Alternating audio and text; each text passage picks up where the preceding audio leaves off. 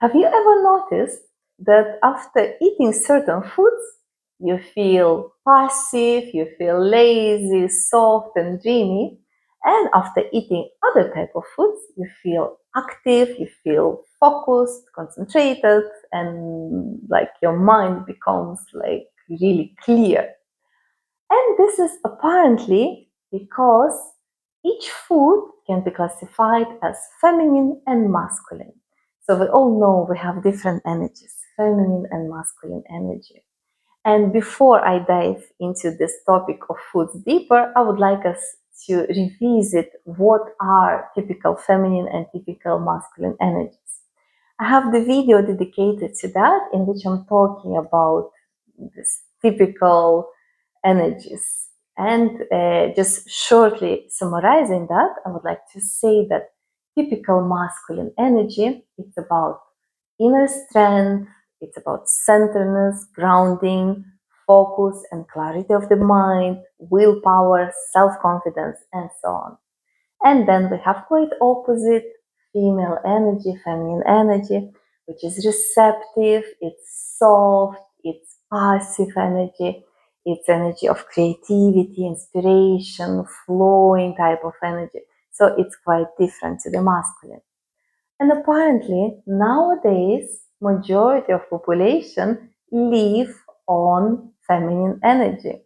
And as you probably noticed, in the modern world, we lack this energy of centeredness, of grounding, energy of focus and clarity of the mind. We can see poor emotional control so much. And this can be all balanced, and there are different practices which help us to restore energetical balance, like yoga, meditation, breath work. And one of the most overlooked practices which helps us to bring this balance back is actually consuming of the food. As already mentioned, food can also help us to bring more masculine or more feminine energy. And here I'm referring to a book of Japanese author called George Ohsawa, and he wrote the book which is called Zen Macrobiotics. And in this book, I will put the name of it in the description to this video. You can read detailed examples of each food and how is it classified, feminine or masculine.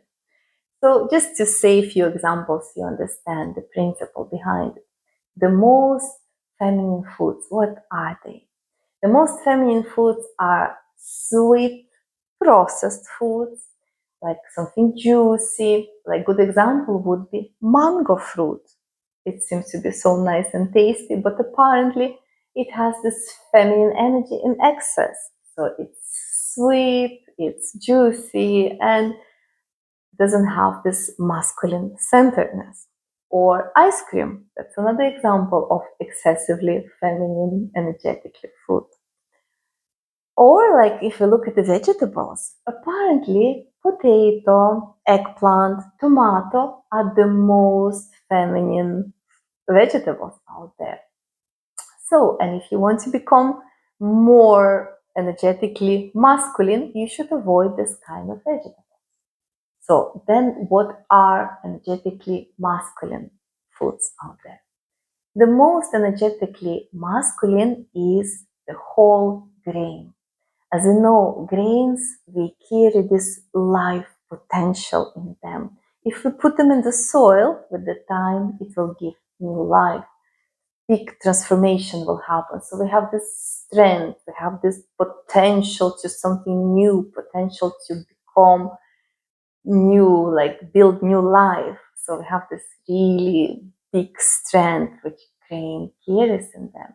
And that applies to all whole grains, like brown rice or buckwheat are excellent examples of energetically masculine grains. Also, there are many vegetables which are energetically masculine. And ideally, those are local vegetables and which are in season. That's what gives us this strong masculine energy. And of course, in this book of Japanese author, you can look up at detailed examples of specific foods and their classification.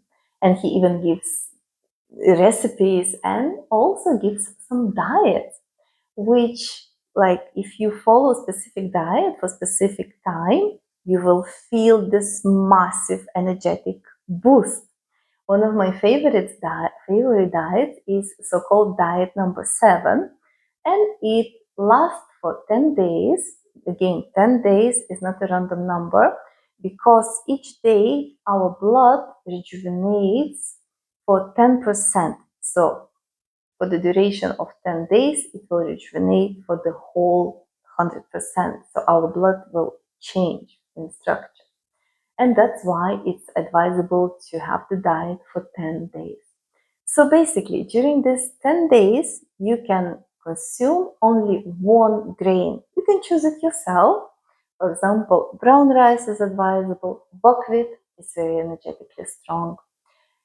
And for this 10 days, you can eat as much as you want of this grain, but nothing else. Only that one grain. And after that, you will see, oh, the changes are amazing. Of course, it is challenging because it gets kind of boring to eat one grain for the 10 days, but the results are amazing.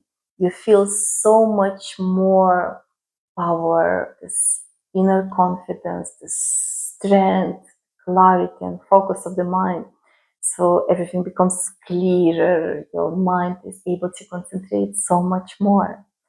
So that's the results we can actually achieve by simply adjusting our diet, apparently.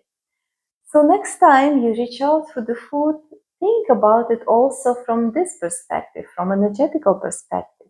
Will it feed me with more feminine or more masculine energy, and see what's more needed for you?